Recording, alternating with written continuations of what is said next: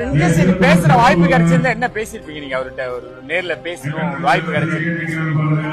யார் என்ன சொன்னாலும் நீங்க ஸ்ட்ராங்கா இருங்க நான் சொல்லுவேன், சந்தோஷமா இருங்கன்னு சொல்லுவேன், நாங்க எல்லாரும் உங்களுக்கு சப்போர்ட் பண்ணுவோம்னு சொல்லுவோம். ஏங்க எமோஷனலா இருக்கீங்க? அது ஒரு ஃபீல் ஏன் அந்த கனெக்ட் நீங்க ஃபீல் பண்ணக்கூடிய அளவுக்கு கனெக்ட் இல்ல. இதெல்லாம் பார்த்தா திட்டுவாங்களே. இல்ல அப்படி கிடையாது.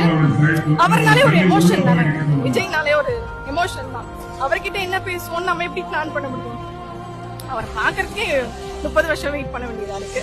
அப்படிங்கும் போது நான்லாம் ஸ்கூல் படிக்கிற போதுல இருந்தே அவரோட ஃபேன். அவரோட பர்த்டேக்கு தான் நான் ஹாஸ்டல் எல்லாத்துக்கும் சாக்லேட்ஸ்லாம் வாங்கி கொடுத்துருக்கேன்.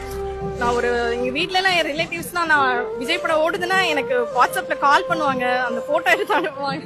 அந்த மாதிரி நான் அவர் மேல இதை வந்து அது ஒவ்வொரு அவங்களுக்கு பிடிக்குதுன்றவங்களாலதான் அதை வந்து ஃபீல் பண்ண முடியும்.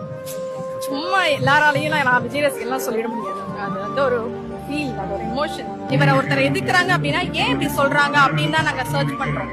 அதனாலதான் எங்களுக்கு மத்த பாயிண்ட்ஸ் எல்லாம் மத்தவங்க பண்ற தப்பு லாஸ்ட்லாம் எங்களுக்கு அதனாலதான் தெரியுது. இன்னைக்கு எல்லாருமே அவர் தான் எதிர்க்கிறாங்க.